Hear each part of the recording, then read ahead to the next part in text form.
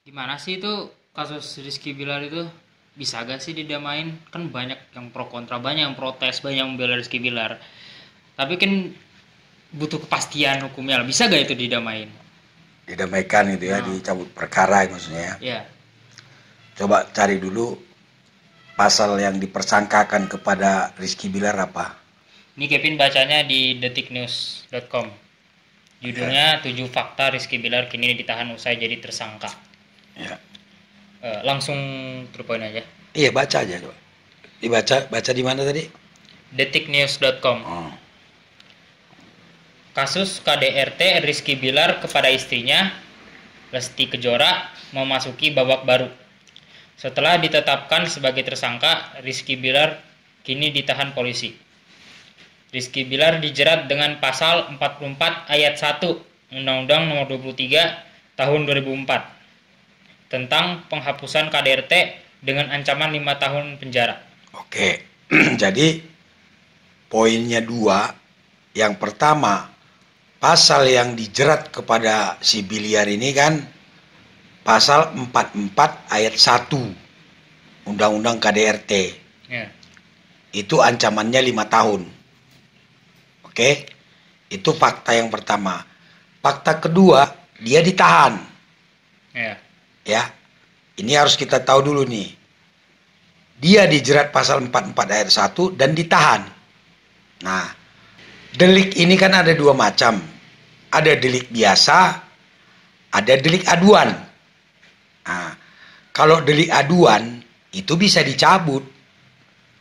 Kalau sudah dicabut, penyidik tidak bisa melanjutkannya. Kalau dia delik aduan. Contohnya pencemaran nama baik, itu delik aduan itu. Atau perzinahan, itu delik aduan. Bisa dicabut. Mereka bisa berdamai dan dihentikan perkaranya. Ya. Tapi kalau delik biasa itu tidak bisa dicabut. Harus wajib dia dibawa ke pengadilan. Ya, delik biasa contohnya apa? Pencurian.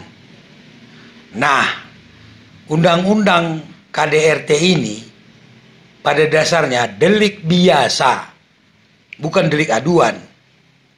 Tapi ada beberapa pasal yang dinyatakan delik aduan. Ya, terkait kekerasan fisik yang dipermasalahkan ini diatur di pasal 44. Ya.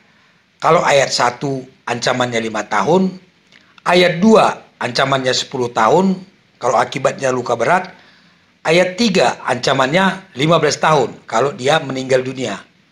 Dan ayat 4-nya ancamannya 4 bulan. Kok bisa 4 bulan, Bang? Kalau akibat kekerasannya itu ringan-ringan saja. Tidak berat, ringan dia. Ancamannya 4 bulan. Nah, untuk ayat 4 ini memang delik aduan. Jadi kalau dijerat pasal 44 ayat 4 itu bisa dicabut. Karena ancamannya pun cuma 4 bulan. Nah, tapi faktanya tadi dijerat pasal 44 ayat 1. Ya, ancaman pidananya 5 tahun. Yaitu bukan delik aduan, tidak bisa dicabut. Apapun ceritanya. Apalagi dia sudah ditahan. Bagaimana mau dicabut, didamaikan orang sudah ditahan? Banyak masalah nanti, Cap. Pertanggungjawabannya dia ditahan itu apa? Orang ditahan kan dirampas kemerdekaannya. Nah, lalu dilepasin lagi gitu. Apa pertanggungjawabannya? Jadi nggak bisa didamaikan itu. Harus dibawa ke pengadilan. Nanti hakimlah yang menentukan hukumannya apa. Kalau ada perdamaian, itu bisa memperingan hukumannya, pertimbangan hakim kan. Tapi tetap harus dibawa ke pengadilan. Bagaimana menghentikan perkara? Dasar hukumnya apa? Nggak bisa suka-suka kan. Biar langit runtuh pun, ya nggak bisa dicabut, nggak bisa didamaikan. Kata undang-undang.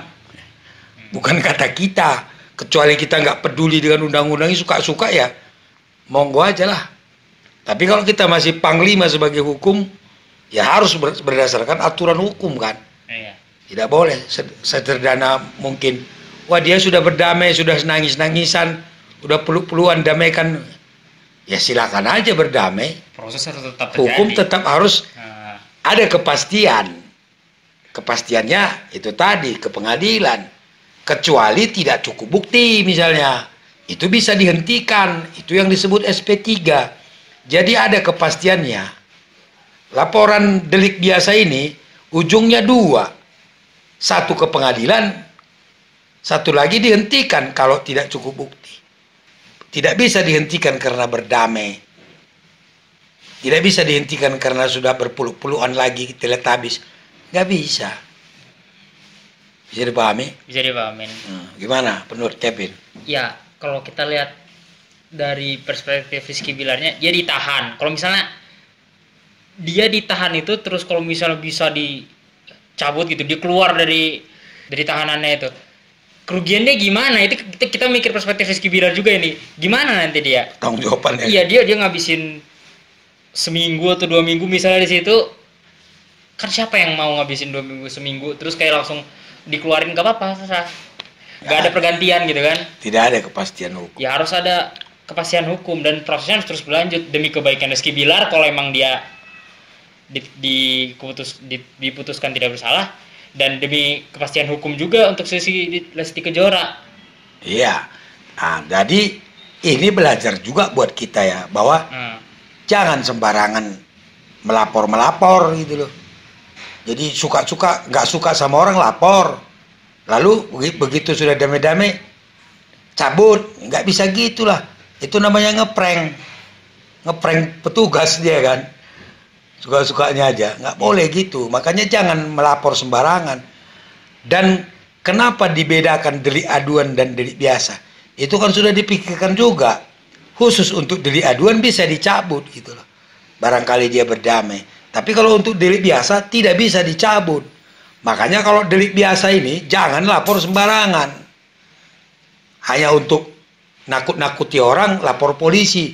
Jadi polisi dimanfaatkan untuk nakut-nakuti orang. Padahal tujuannya bukan mau memenjarakan orang. Itu namanya ngeprank.